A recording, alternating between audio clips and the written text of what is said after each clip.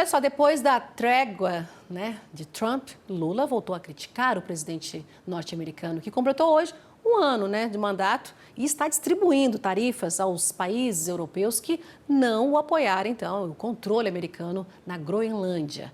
E depois de mais de um ano, a China libera a compra de carne de frango do Rio Grande do Sul. Sobre esses assuntos, temas importantes, vamos à análise, então, da nossa comentarista, Ana Amélia Lemos. Ana já chegando aqui. Muito boa noite, bem-vinda.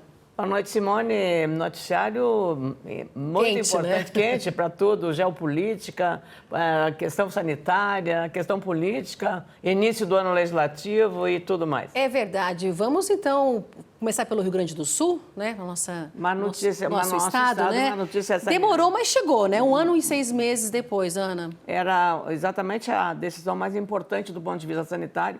E aí eu creio que um esforço conjunto da BPA, que é a entidade que representa o setor, junto com o Ministério da Agricultura, a área de defesa sanitária, política agrícola, todos trabalharam em conjunto e aí esse resultado positivo que vem aliviar e abrir o mercado no Rio Grande do Sul, que é um dos maiores produtores de aves do Brasil, assim como Santa Catarina e Paraná, minha cara Simone.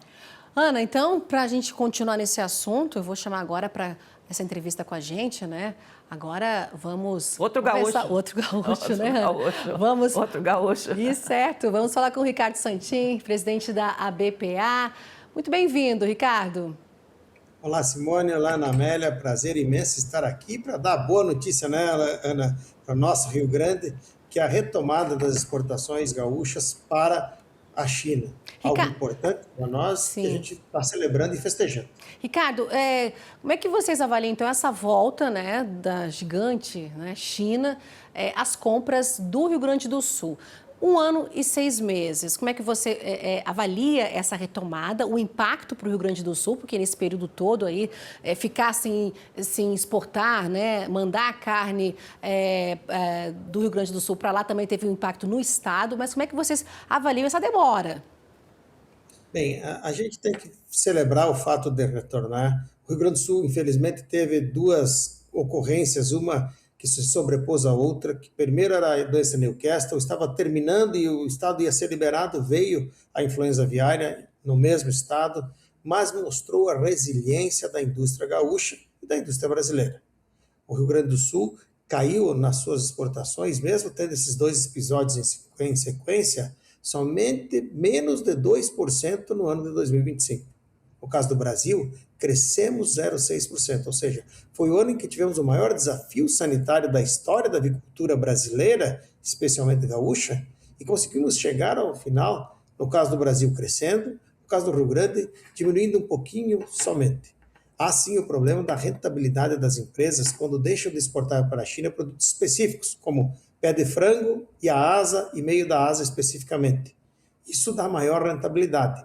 Mas, ainda bem, nós temos agora o reconhecimento da China, sem seus trâmites burocráticos, que primeiro analisou o caso de influenza e depois reanalisou, reabriu o arquivo e olhou, e agora teve a conclusão, editada ontem, hoje de manhã a gente recebeu aqui, pelo GAC e pelo MARA, que é o Ministério da Agricultura e é o órgão que cuida das fronteiras, dizendo que o Rio Grande do Sul está reabilitado. Agora falta a gente esperar a publicação lá no site do GAC, no chamado antigo Single Window, hoje sistema CIFER, da habilitação das empresas para que a gente possa retomar a produção e a exportação o mais rápido possível.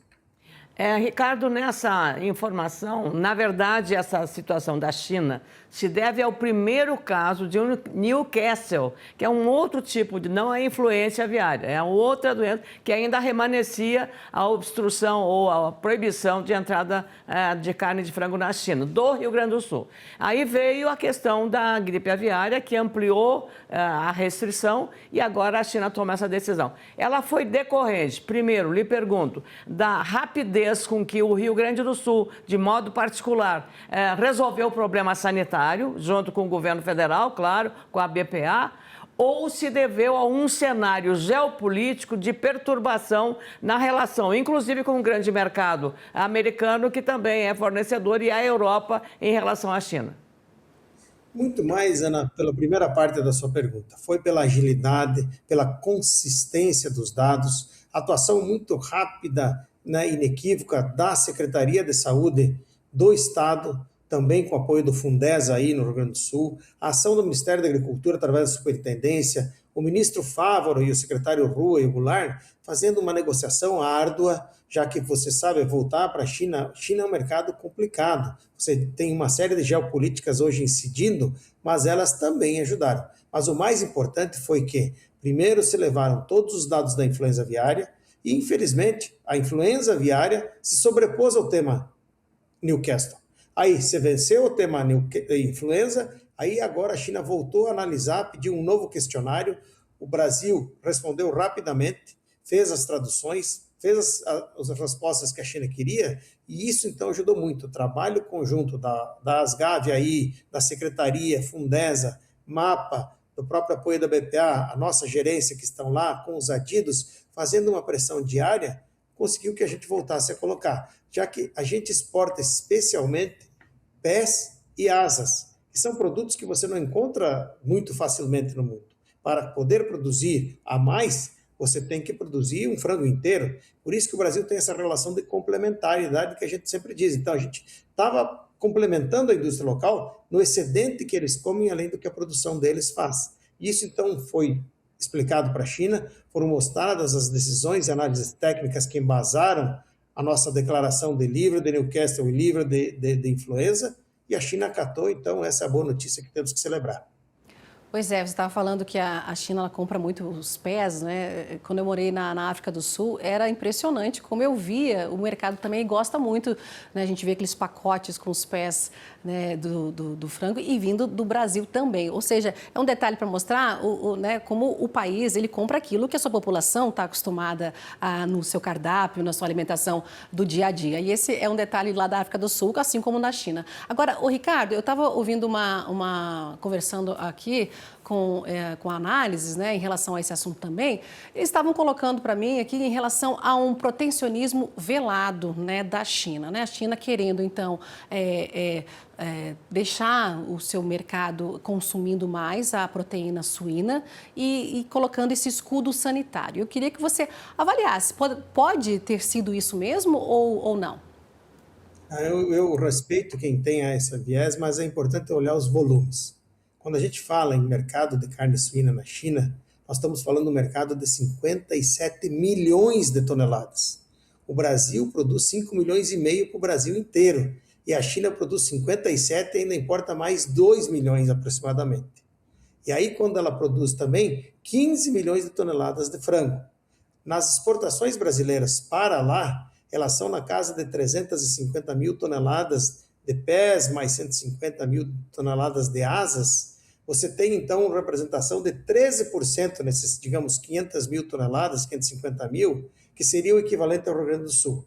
Então, não dá para você assumir que as 80 mil, 100 mil toneladas, digamos, que poderiam ser do Rio Grande do Sul, vão ter um papel de definição ou ser o protecionismo da China para comer mais suíno num universo de 57 milhões de toneladas de suíno e 15 milhões de aves, você ter 100 mil toneladas de pés, você dizer, eu vou proteger por conta do Rio Grande. Eu entendo que isso é muito mais por conta da burocracia, do sistema chinês, que a gente tem que respeitar, aprender a respeitar. Eles são nossos clientes e eles exigem determinadas conclusões ao determinado tempo.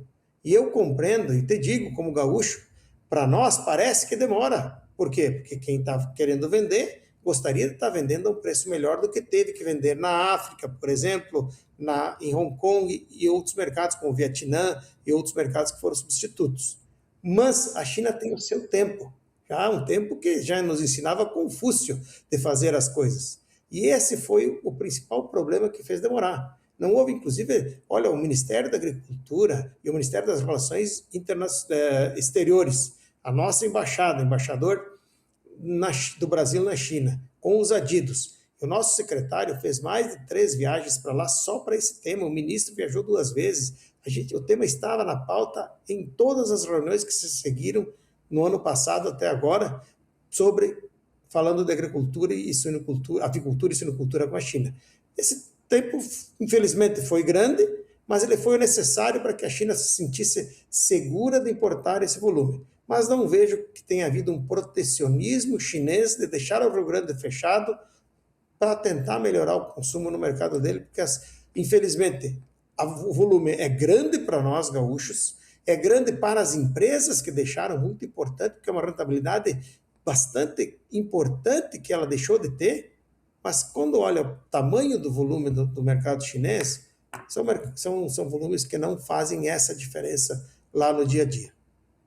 Presidente Ricardo Santin, a situação da China, como o senhor revelou muito bem, tem um outro dado aí que surpreendeu o mundo, uma redução do aumento populacional da China, que pode afetar também o consumo. Mas esse é um outro detalhe. Vencido esse dilema, ou esta barreira em relação à carne de frango brasileira para a China, que foi muito importante essa decisão, eu lhe pergunto, internamente no Brasil, 2026, porque 2025, apesar de todos os problemas, os resultados foram animadores, dá para se dizer assim, não foram desastrosos, foram animadores para o setor. Mas para 2026, além do problema geopolítico e também sanitário, que tem que ficar sempre de olho, tem um problema político, que é a aprovação eventual no Congresso do 6x1. E o setor de frigorífico, seja de frangos, de suínos ou de carne bovina, é um grande empregador de mão de obra. Como vai ficar essa situação caso a aprovação dessa matéria ocorra no Congresso Nacional? Bem, Ana, você coloca bem, você é uma das nossas defensoras, ainda quando era senadora e depois como consultora dos 17 setores maiores empregadores na folha de pagamento e agora nessa situação do 6x1, 5x2, 4x3. Infelizmente, a gente sabe que seria interessante, em alguns casos, você ter uma maior flexibilidade, mas mudar para você aumentar o custo de produção sem ter um aumento de eficiência e produtividade nas indústrias, não é possível. É importante que a gente faça, e aqui a gente defende uma posição que é a manutenção do 6x1 constitucional e que se deixa a liberdade de fazer determinados setores que possa fazer 5x2, 4x3, seja o regime que quiser, através da convenção trabalhista. A convenção, com os acordos coletivos, eles possam fixar diferentes jornadas. Por exemplo, terão setores que ficarão muito bem se puderem trabalhar 4 dias, 12 horas por dia, e fazendo uma jornada de 48 e não de 44. Mas aí a gente não permite fazer 12 horas, pode fazer só 10. Então, isso precisa, dentro de uma reforma, não simplesmente mudar a jornada de trabalho de 6x1 para 5x2 ou 4x3, sem dar esses outros instrumentos para que a indústria possa, primeiro, fazer a inserção de mais maquinário e mais automação, sem também deixar com que a indústria tenha aumento de produtividade, porque o salário ficando o mesmo e tendo menos tempo de trabalhador em fábrica, o custo do produto vai ter que ser pago para os consumidores. É importante que os trabalhadores também saibam que isso vai se reverter na gôndola do supermercado. Se eu tenho que pagar mais para o cara trabalhar e ele vai trabalhar menos, paga o mesmo valor, ele trabalha menos horas, eu tenho que complementar com outros trabalhadores, esse custo é um custo adicional. Por isso a gente entende que é possível evolução no futuro, mas agora não é o momento do Brasil fazer isso em véspera da eleição. É um problema que o governo precisaria agora repensar essa situação para que a gente não entre em uma sinuca de bico e depois não saiba como sair. Nós temos hoje a falta de mão de obra nas nossas plantas, só no setor avícola e suinícola são mais de 20 mil vagas de trabalho. Nós temos uma potencial perda de mão de obra se imigrantes da Venezuela voltarem para o seu país. Nós temos toda uma série de dificuldades de competitividade que nós precisamos aumentar da nossa indústria. Mexer nessas horas sem ter um arcabouço que dê condição a isso, pode sim fazer com que o Brasil vá cair num problema muito mais sério, que é a diminuição da produção e não tendo pessoas, inclusive falta de produtos porque isso atinge todas as indústrias. Então eu creio que esse tema deva ser feito com mais parcimônia, após a eleição, não no ambiente pré-eleitoral, fazer um movimento onde você tenha uma maior liberdade de ter flexibilidade para os trabalhadores, com um pouquinho mais de hora também dentro do trabalho, através dos acordos coletivos, com inserção do Ministério Público do Trabalho, dos sindicatos, ajudando a fornecer e formar um convencimento que dê equilíbrio. Equilíbrio para que o trabalhador possa, sim, ter melhores horas de folga, mas que também possa continuar a receber o salário porque não quebrou a indústria. Porque se quebra a indústria ou o serviço, não tem trabalho. e nós precisamos cuidar disso. E não vejo que o momento político seja agora. Acho que isso é uma coisa para depois da eleição, independente de quem ganhar as eleições no Brasil. Ricardo Santin, presidente da BPA, Associação Brasileira de Proteína Animal. Ricardo, muito obrigada pela gentileza dessa conversa aqui, temas importantes aqui com a participação também da nossa querida Ana Amélia Lemos. Obrigada, viu, Ricardo, e até uma próxima. Obrigado, Simone, obrigado, Ana, prazer imenso falar com vocês e com a AgroMais, sempre à disposição. Que Deus proteja todas as famílias e que seja um feliz 2026 para todo mundo. Para você também. Obrigada. Obrigada, tchau, tchau. Ana, pois é, né? E os dilemas que tem o setor. É verdade. E ele acrescentou um dado importante, Simone, que não é só o frigorífico. Setores de serviços, comercial, revenda, tudo, tem muita mão de obra. Indústria de máquinas agrícolas no Rio Grande do Sul, existem muitos trabalhadores venezuelanos que vieram para o Brasil. E com a retomada de democracia no país, claro, pode não acontecer de uma hora para outra, mas as oportunidades de trabalho eles a tendência é eles retornarem ao país. E aí já há uma grande preocupação nessas regiões, lá no Rio Grande do Sul, Santa Catarina, Paraná, todo o Brasil tem. É uma mão de obra muito qualificada e muito preparada para as atividades que estão exercendo. Então, ele mencionou aí, lembrando esse fator, que é agravante ao problema de produtividade e também de oferta de mão de obra para setores estratégicos, como é o setor da indústria da carne, Simone. Certo, Ana.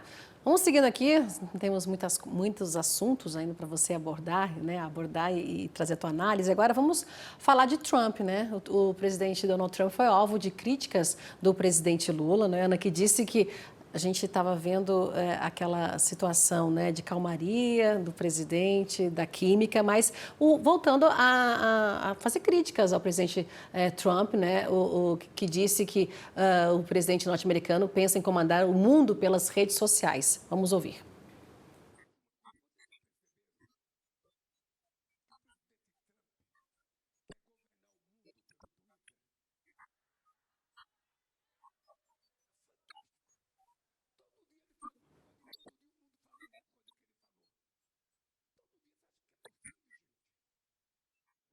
Pois é, acho que a gente teve um pequeno problema técnico, mas o presidente Lula criticando aí Donald Trump, né, dizendo que o norte-americano ele só pensa então agora comandar o mundo pelas redes sociais. Na verdade, o presidente Lula não foi só nesse evento.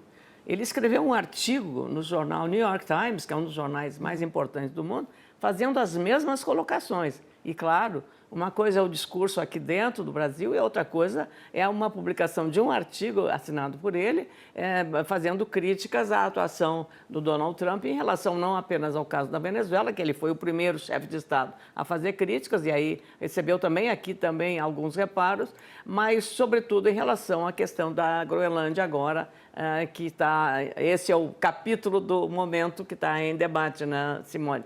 Então, aquilo que vinha caminhando numa normalidade, uma retomada de conversas entre o governo brasileiro, o próprio presidente Lula conversando diretamente com Donald Trump, tinha assustado até a direita brasileira e o bolsonarismo pela naturalidade com que aqueles entendimentos vinham sendo.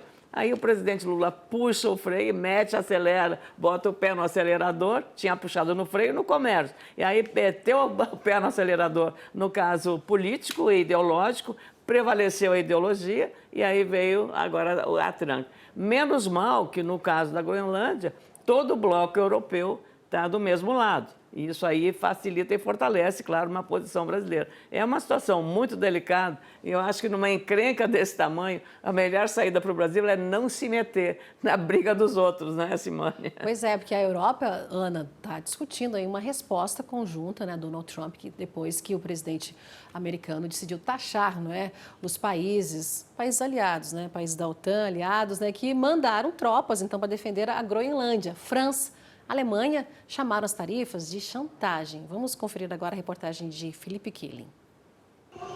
Num jogo da NBA aqui em Londres, o hino americano foi interrompido pelo grito "Deixem a Groenlândia em paz". O público apoiou o protesto. Foi mais um sinal do desgaste na relação histórica entre Estados Unidos e Europa. Depois de uma reunião de emergência no domingo, governos de vários países europeus passaram o dia discutindo uma reação ao tarifaço anunciado por Donald Trump. Se nada mudar, bens exportados por Dinamarca, Noruega, Suécia, França, Alemanha, Holanda, Finlândia e Reino Unido terão uma sobretaxa de 10% a partir de fevereiro. Esses países têm duas coisas em comum. São integrantes da OTAN, Aliança Militar do Ocidente, e enviaram tropas para reforçar a segurança da Groenlândia.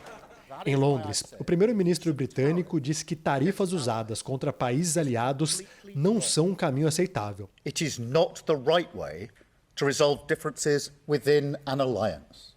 Mas Keir Starmer deixou claro, o governo não responderá às pressões da Casa Branca na mesma moeda.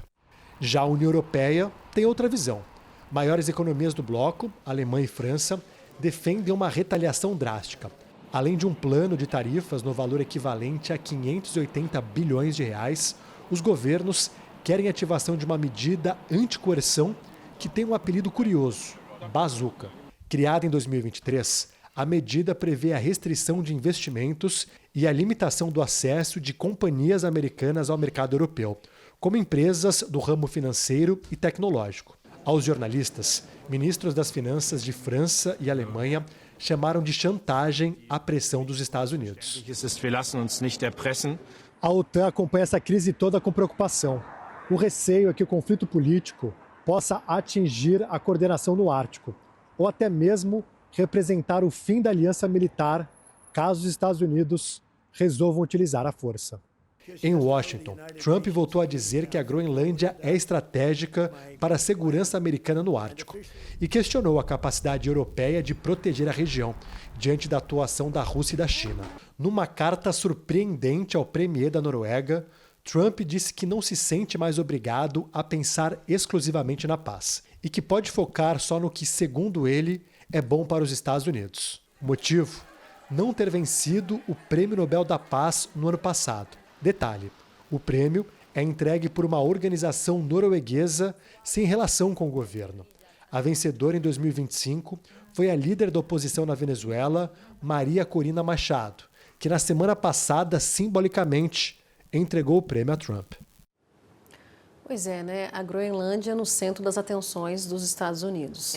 Realmente essa é uma situação, eu diria, inacreditável, especialmente envolvendo a questão do Prêmio Nobel da Paz, ou Nobel da Paz, que o gesto foi um gesto político da líder oposicionista venezuelana, Maria Corina Machado, porque é o desejo do Trump total, o sonho de consumo dele é ter o Nobel da Paz. E está bravo com a Noruega porque não recebeu, e até numa longa entrevista hoje aos jornalistas internacionais e americanos, claro, ele fez um balanço do primeiro ano de governo, mostrando que ele é o homem, não o senhor da guerra, mas o senhor da paz. E por isso que ele mereceria o Nobel da Paz. Então, mas o Trump é sendo o Trump. Então, ele está já no palanque para a campanha eleitoral, que ele vai tentar, pela primeira vez na história, mudar a regra da lei eleitoral americana e vai se candidatar a um terceiro mandato. Ele está fazendo tudo para isso, nem que já todas as tropelias feitas para conseguir o que ele quer. Pois é, e tem essa sobretaxa de 10% já agora para fevereiro e depois lá para lá no meio do ano, acho que está para 25%. Enfim, vamos acompanhar essa novela. Agora, Ana, aquela sonora do presidente Lula que tinha dado problema, a gente está com ela aqui. Vamos ouvir o presidente Lula criticando o Donald Trump. Veja uma coisa, vocês já perceberam que o presidente Trump quer governar o mundo pelo Twitter? É fantástico. Todo dia ele fala uma coisa e todo dia o mundo fala ainda a coisa que ele falou. Todo dia. Você acha que é possível, gente? É possível eu tratar do povo com respeito se eu não olhar na cara de vocês? Se eu achar que vocês são um objeto e não um ser humano? A química parece que agora não está rolando, né, Ana? Não, agora não. Agora ele, como eu disse, ele botou o pé no acelerador em relação às críticas ao presidente americano. É claro, como disse, falando há pouco, né, Simone, que o cenário mudou porque todos os países da União Europeia estão do mesmo lado, contra Trump. Inclusive, o principal aliado, que não está na União Europeia, saiu com o BRICS, que é a Inglaterra, mas o primeiro-ministro inglês fez um discurso hoje vigoroso contra essa tentativa. Então, é o espírito de corpo lá dos europeus, do bloco, né, do continente, em defesa, claro, de um aliado, que é o caso, especialmente da Dinamarca, e Noruega em segundo plano por conta dessa encrenca com o Trump. Mas o presidente Lula hoje em Rio Grande, num evento lá na Petrobras, estava já subindo também no palanque, fazendo o discurso. O governador do Rio Grande do Sul também foi convidado, compareceu, foi um dia de muita chuva lá na hora da cerimônia, e foi vaiado pela plateia. Então, teve também esse lado interno aqui da posição do governador Eduardo Leite, que, convidado para a cerimônia, compareceu e aí também recebeu as vaias e não os aplausos. Mas isso faz parte da democracia, como os bons democratas entendem, né, minha cara Simone? Certo. Ana Amélia Lemos, obrigada pela análise de hoje aqui de assuntos quentes, né? Vamos ver amanhã se a gente volta a discutir esses mesmos assuntos. Provavelmente Groenlândia deve estar na pauta ainda, né, Espero Ana? que o Trump não se meta no agro mais. Vamos lá, Ana. Obrigada, boa noite para você. Bom trabalho. A gente vai fazer um rápido intervalo.